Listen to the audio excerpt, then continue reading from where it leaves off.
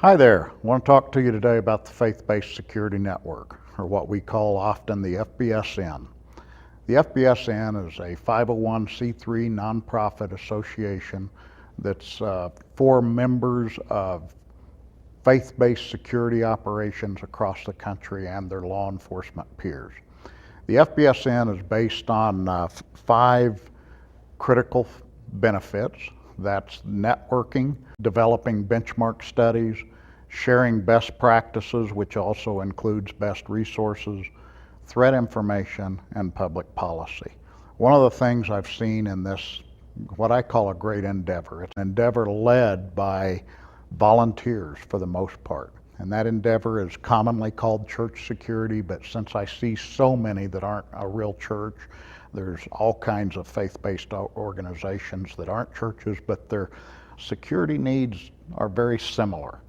And what I've seen is the need for those 5 things. For one, we've been silos of information, and we need to stop that. First, in our own communities, we need to be able to share things with each other.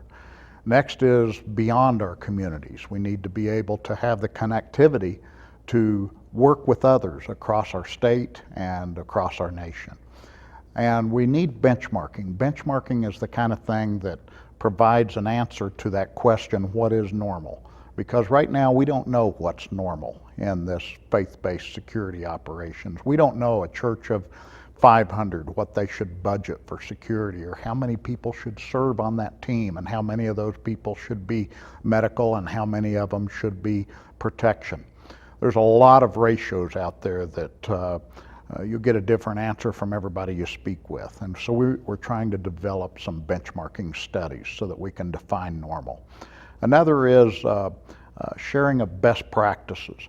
And those best practices could be standard operating procedures, it could be just policies, could be even best resources.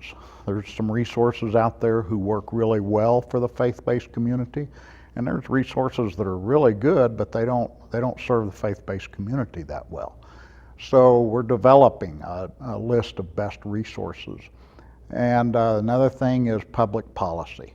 When it comes to public policy, right now in the United States, this is February of 2019 when I'm recording this, and right now there's no less than 12 states that have legislation on the table right now that's going to probably come up in front of committee this year that will affect how volunteers can serve in their faith-based organization. And the reason I often refer to the word volunteers is because the overwhelming majority of people in this country attend a church of 100 people or less. And the FBSN will always represent those small churches. I spoke to a man just this week who's in one of those small churches, and he manages their security team, and he told me that in order for them to keep the lights on and the heat going in their church building through the month of February, he himself had to pay the utility bills. That's the kind of commitment we're seeing from folks out there. These small churches don't have the budget that's commonly thrown around and say, hey, you need to hire off-duty or extra-duty law enforcement. And a lot of times these small churches don't have anybody in their audience that's got law enforcement background or anything of that nature. So that we've got to always keep that small church in mind when we're talking about legislative issues. And another thing that we do is we have developed methods and ways of hearing about things that are threats and then sharing the right information with the right people. Threat information sharing is one of the main things that folks in this endeavor of faith-based security operations need to know. They need to know when there's a scammer in town, he's going church to church. They don't care what the name or the denomination is. When there's a pedophile, all they're looking for is a target-rich environment. And these churches need to, when they know something isn't right, they need to share that information with others. And sometimes it's a nationwide risk that we need to know about. So that's the other thing that the FBSN operates for. I just want to close by saying we're in 36 states now. We opened our membership just a year ago in February of 2018. We're already in 36 states and Washington, D.C.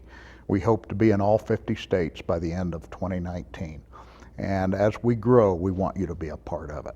Will you please go to www.fbsnamerica.com. We'd love to have you consider being a member of the FBSN. Thank you.